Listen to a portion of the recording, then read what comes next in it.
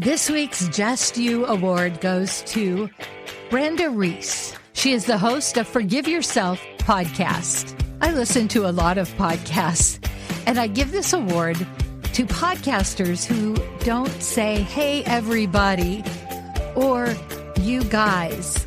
And the reason is I recognize during COVID, I was hearing so many people saying, you guys, everybody. For people who are already feeling alone and isolated or maybe have trauma, when the host says you guys and everybody, the person who's going through stuff feels like they don't matter. They feel like, oh, this person is not talking to me. I'm on a mission to help hosts see that. It's not that they're doing anything wrong, but there is 40% of their audience they could be reaching if they decided to just say you. Just you. So Brenda, thank you. When I listen to your podcast, I feel as though you are talking just to me. So congratulations on the Just You Award. If you have been thinking or saying, I want to do a podcast, but then immediately you think, I'm not techie. I hate my voice. Who would listen? What would I say? If you are a woman over 40, you have things to say. And with my course, the Podpreneur Blueprint, you can get a podcast up and running within a week if you'd like. If you're not techie, don't worry. I give you options of how to find someone that can help you. We are not islands. We don't do this alone. If not now, when? Because on New Year's, when you make that new resolution, this year, I'm going to think about this. You could be saying, this year I did, and I have 52 episodes. You can do this. Learn all about podcasting with the Podpreneur Blueprint System. Go to www.coachlori.com and get your flash sale today. Somebody's praying for an answer, and you have it. Will you say yes? Go to www.coachlori.com. That's L-A-U-R-I-E. We say the how is none of your business. Just take a small step and the path gets laid out as you go. The next step will show up, and it will. It always does. Has your life, your dreams been interrupted? Good news. It is possible to reinvent our lives. People are doing it every day, and some are brave enough to share the struggles, disappointments, and challenges. If you are looking for a new beginning, a do-over, or to rediscover your passion, maybe even find a new one, then grab a cup of coffee and let's talk. Interrupted, Act 2, Reinventing Your Legacy, with your host, Coach Lori. I am so excited for you to meet Karen Sarmento. She is a nurse practitioner turned life coach. And believe me, she has walked the walk. She has done the journey. She has embraced the process. And so she knows you can do it too. Her podcast is called We Were Meant for More. Karen Sarmento, I am so excited to talk with you for so many reasons.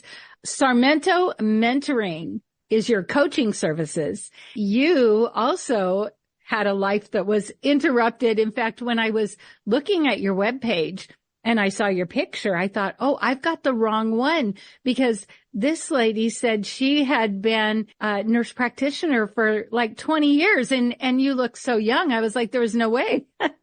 Thank you for the compliment. Welcome. And let's start off with what you're doing now. Tell us about your coaching and what you love about it. I work with women. I tend to work with women that are a little bit later in life. And what I was finding in my own career and women that I was working with or encountering is they reach a point where successful, you have the degree, you have the job title, but it still feels like something's missing. Like there's, I don't know, the fulfillment or the passion or the spark or something's just missing. So I work with those women, helping them to figure out what that something is and getting to the bottom of what really lights them up and helping to empower them to actually make a change, because it's scary. It's scary to make a change at that stage. It is. What I discover, I work with older women. I have a friend who says we're seasoned. We're not older, we're seasoned. Sometimes it is really hard to make a shift or a change, and find a lot of times people will say, well, I missed it.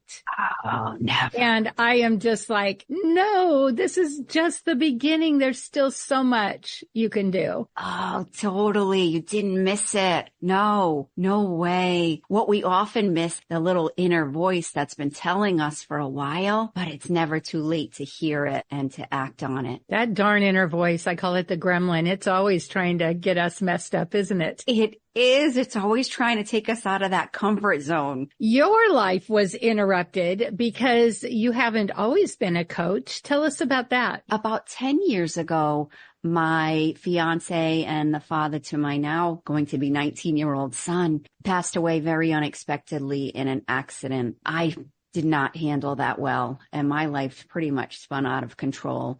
I was drinking too much. I was not present for my son. And somebody said to me, what you don't fix in yourself, you pass along to your child. And to me, it was gut-wrenching because although I was doing the best I could, I wasn't showing up for him, and he was just my world. And he had this loss too. So I started on the big personal development journey. It was just life-changing. I started to listen to that inner voice and realize that we can do more. Really, we're limitless. Turned my life around. Now I'm present. I show up strong. And so now I'm helping other women do the same. And so before you became a coach, what was your career? So I'm a nurse practitioner by trade. I've been a nurse practitioner for 20 plus years. And to be honest, I love that job. I still do it part-time, but it's changed so much that you don't always feel like you have the ability to make the impact that I once felt like I was making in that role. I do love that job because I get to work with people and help people in a different capacity. But with mentoring and coaching, I just get to do the real hands-on and really feel like I make a difference. Thank you for sharing that about your partner. That is so hard. Grief is so difficult. And we're going through a time of grieving in our family, and I'm just noticing how everyone grieves differently. There's not really a formula for that, except that you walk through it. And I give you kudos for stepping up and for realizing, oh, I can be different, because when we're so mired in pain and suffering, it's really hard to pull out of it and to actually even realize we can make a difference, or actually realize that how we are grieving is affecting other people. You said it spot on, and everybody grieves differently. I know when you're in it, you think you're doing all right, almost like, yeah, doing the best I can. But I didn't realize until I got out of it, wow, how in the weeds I really was. I was fortunate. I have a really good support system who really called me out on it and really stepped up and kind of pushed me through, because it would have been easy to stay in that place, and change is hard and you can't see your way out of it sometimes. There's an interview I did with, she was a former dentist, and she lost her drill fingers. She had some sort of thing that happened, and so she lost her job and her identity. But before that, her son had chosen suicide. He was 19. And after that, her husband, who had been very healthy, had a heart attack and passed away. And she said, I think he died of a broken heart. And then she lost her career. She said a neighbor stepped up and said, listen, you've got 2 kids at home. You need to pay attention. And she was so mad at him. She said, how could he be so mean? But that was her wake-up call. She wrote a book, but before she wrote it, she decided, I need to understand more about death. So she became a death doula. And since that, she's been helping people. And her niece was diagnosed with terminal cancer. So they had a slumber party. They wrote all the letters to all the kids and just made it a beautiful thing. And I just thought, way to take this horrible, hard thing and use it to help others. That is so powerful. And that's often how it's done, because there can be purpose in such pain, or the message from your mess Because at the time, it does feel like you're a mess and you couldn't possibly have anything to offer to anybody else. But that sort of mess really, and it's often those major life-changing moments that turn things upside down to be put back together differently. That's where the magic is. I love that. And what I saw on your website that I absolutely love, because I feel like the word success really inhibits a lot of us. It inhibited me because, like you said, we go through something and we feel like maybe we're a failure or we have nothing to offer. For instance, when I went through a divorce, and then I thought, who am I to stand up and tell people to make their life better as a coach? But I love what you say about redefining what success means for you. I feel so strongly about that because I always thought success meant the job title, the financial state. But really, success is whatever makes you happy or lights you up or gives you purpose. For me, I'm in success in relationships, having all those pieces fall into place because you're showing up as an authentic version of yourself. Success is just that. It means something different to everybody. And that can be the job title. It can be whatever it means to each person. But I don't think often we recognize that there's certain things so I think for me, that I think that I don't really understand. So success, the word comes up. I don't think about what is success. I don't question. That's what I love about coaching is we ask the question. And so something stopping someone might be their idea of success, yet they don't even understand that's what's stopping them. It's so true. Who am I to do X, Y, and Z? And that's that voice that constantly comes up. Who am I to do that? I've had, as you said, a divorce, or I had a drinking problem, or I couldn't possibly. But I actually turn that around because I feel like it's that exact mess that has now qualified us to help somebody else who's in that place. And I don't know who said it, but it has always resonated with me. We are most qualified to help the person we used to be. So there, you're already qualified because you came out of it. Now you can take somebody else out of it. Yeah, seriously, when I'm going through something, I don't want to talk to somebody who has the formula. I want to talk to somebody who's been there, done that. Yes, they've done it. So you have a podcast now. Can you tell us the name of it and what kind of things you talk about? Yeah. So my podcast is called We Are Meant for More. It really is based on this exact topic that we are meant for more than where we are right now. That inner voice that I keep speaking of, when we listen to it, it's actually trying to tell us something, and that we are capable and that we are limitless and we can really do whatever we put our minds to. When we talk about that inner voice, how do we counter that?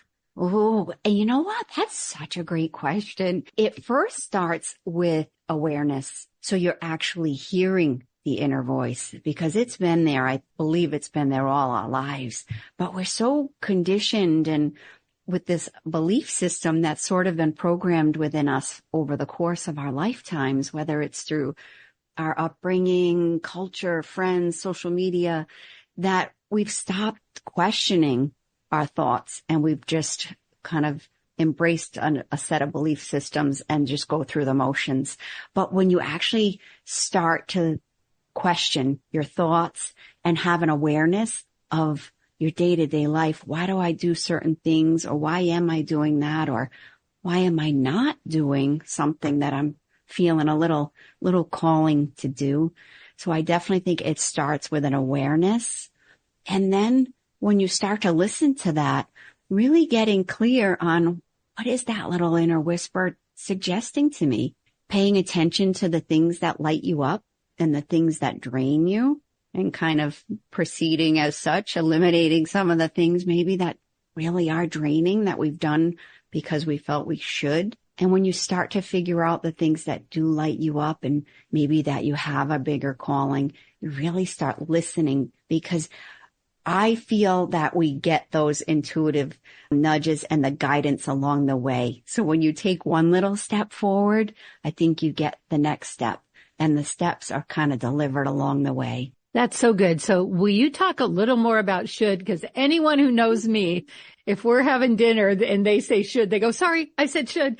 Like, I am so against should. So let's hear what you have to say about it.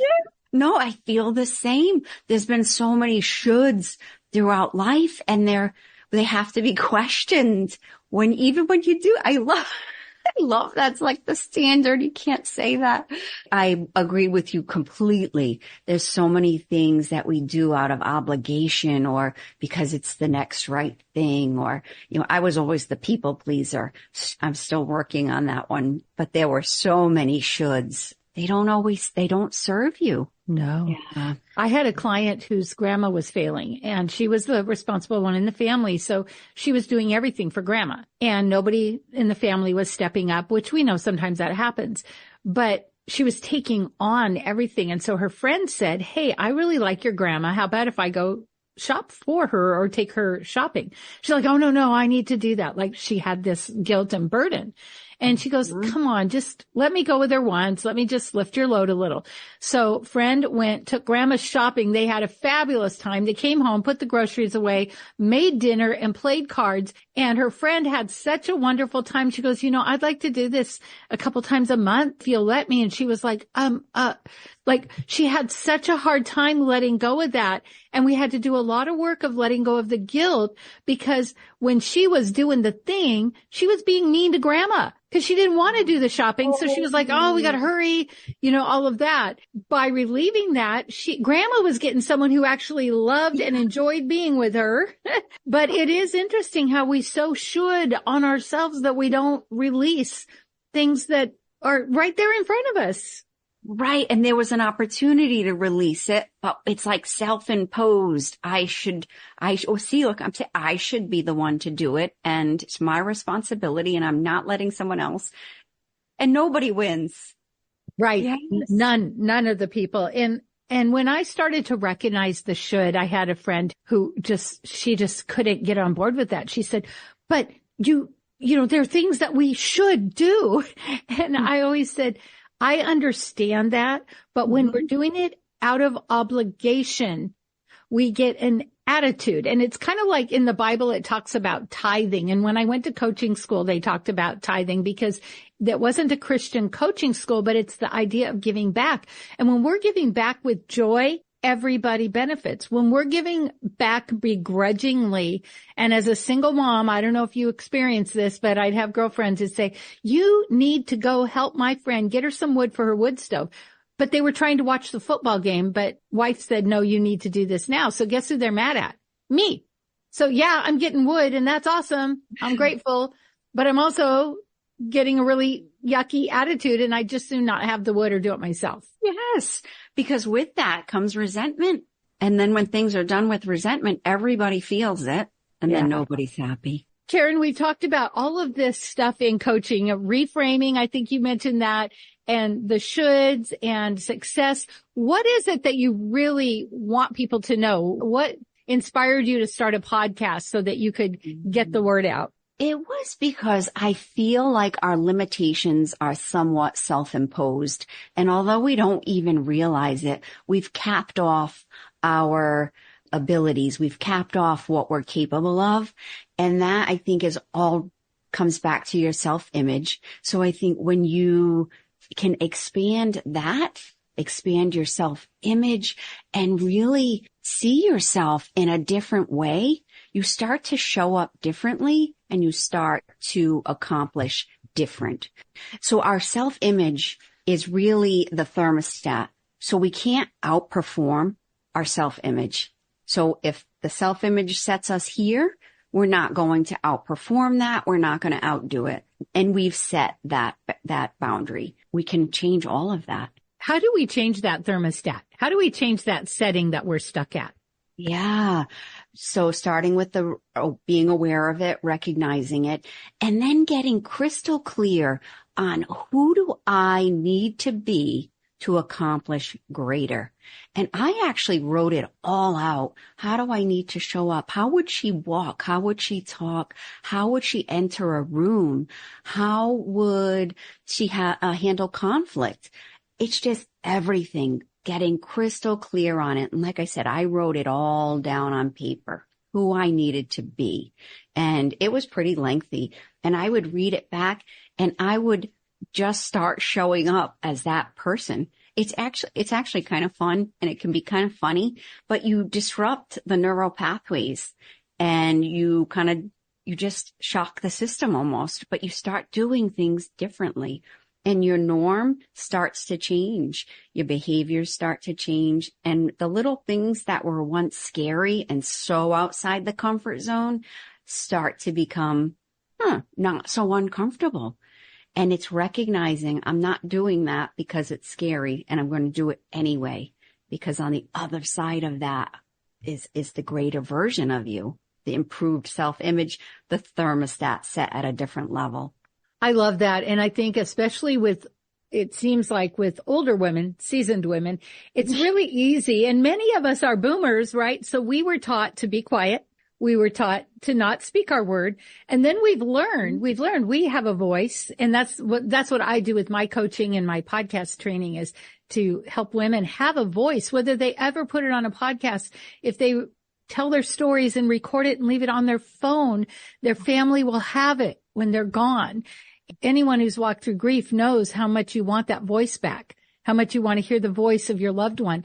Having that voice, I think for older women, especially, having somebody walk beside them, encourage them, and help them through the process. And I'm a do-it-yourself kind of girl. I always think I can figure this out, but I've really learned how important it is to be in community and do this with other women. It's such a beautiful process. And then we reach back and we say, hey, you can come with me because I've taken 3 steps and you're just trying to take 1. Yeah, you only need to be with somebody that's just a step or 2 ahead. And that's forward movement.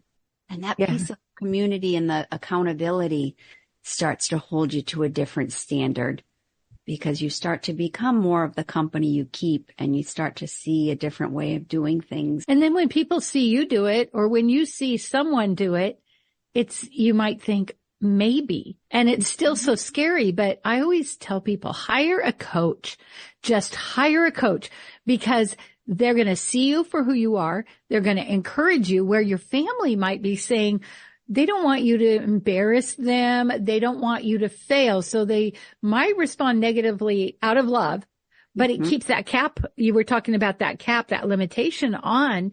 And so when we have a community of women that are doing this and that give us the courage and the strength and the wisdom, we can kind of set the family aside and go, well, I hope I don't embarrass you, but here we go. And almost like, I'll show you, but not in your face. It's like, I may be old, ageism. I may be older, but the lady that talks about the party in your purse, that a podcast is a party in your purse. She started her podcast at 60. Wow, that's awesome. I love that. One of the things I saw on your webpage, I believe, is something about that we are worthy. And I was thinking about that this morning, because I hear this a lot. You're worthy. You deserve it. And I can tell my clients, you are worthy. And I believe it with everything in me. But it has been a process for me to embrace that and say, wait a minute, I am worthy. How do we get past that, where we believe it for everyone else but ourselves? Right. And worthiness is so crucial. And so many people do struggle with that. And it's a process. So it doesn't change overnight. It's questioning the beliefs and questioning, well, why not me? And why, maybe I do deserve that, and I do deserve better.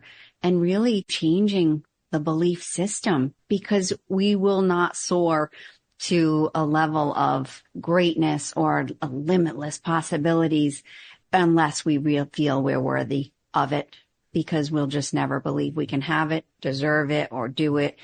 And it's a process to never give up, to be in the community, and to be willing to do the work. Be willing to do the work on yourself. Be willing to be accountable for the results you have right now, because ultimately we're responsible for what our life looks like. Accountability is just huge. Accountability for where I am now and for where I'm going, and being committed to the process of creating better. I love that it's a process, because wouldn't it just be great if we were just healed overnight? Also, what I hear a lot, because I work with a lot of people in recovery, coming out of drugs and alcohol. I'm a recovery coach trainer. I've heard some people say like, oh, I just went to church and God healed me. And I think that's beautiful and wonderful. But I also know sometimes healing really takes the process, because it's almost like why lottery winners a lot of them lose the money right away, because they haven't had that learning experience of how to deal with a lot of money. Even with worthiness, it's a process. And as we feel more worthy, we act more worthy. But I don't want to be arrogant. Mm-hmm. Can you talk about the difference between confidence, worthiness, and then the disbelief of arrogance? Yes. So often confidence can be mistaken for someone who's boastful or full of themselves. But really, worthiness is, I just did a podcast episode on confidence being quiet. It doesn't have to be boastful or be at the expense of somebody else, making someone else feel small. So it's just such a level of comfort within who you are that you don't have to be loud. Your presence doesn't have to make others feel small. It's just an inner knowing. I too wish it happened overnight, but it doesn't. But when you're willing to do the work, it's so worth it. And with that worthiness comes just an inner confidence. And it isn't about being arrogant, because arrogance doesn't feel good to be around. You can feel that. And I think you can feel the energy of someone who just knows their worth, knows who they are, without making anybody else feel less than. So in almost every marketing class, almost every business class I've ever taken, what it boils down to, the first thing, like, of course, they teach you about how to do business, how to do social media, but they always say work on yourself first. I have really learned, and I became a coach in 1999 when everyone thought it was like woo woo, but I learned to do the work on myself, because how can I help somebody else if I'm not doing the work on myself? If I'm not feeling worthy, how can I help somebody else feel worthy? And isn't that what we want? We want to help the next person rise up to their brilliance. And in relationships too, when people say, well, my partner, he just doesn't get it, or he's not doing X, Y, and Z, but it's still, I always say it comes back to you. Like, how are you showing up? And the more you show up, you start to attract that into your life. It's hard to almost realize, but what you become or how you start showing up is what you attract. So the stronger you are, the more worthy you feel, the more you attract that person experience into your life. When I was running a day center for homeless women, they would say to me, oh, do I have kick me written on my forehead? Because like everything was going wrong. And I would just hug them and I'd say, yes, you do, because you don't love yourself. You don't think you're worthy. You've done. That's how it shows up. That is how it shows up. And then it does feel like that for the person. Oh, if it's going to happen, it's going to happen to me. But yeah, it's like the law of attraction in reverse. Mm-hmm. Yes. Karen, this has been so great. I just think about when I was a struggling single mom and I was looking for a mentor. It was really before the internet. I couldn't find anyone to help me. And I didn't have really access to other people. I had email.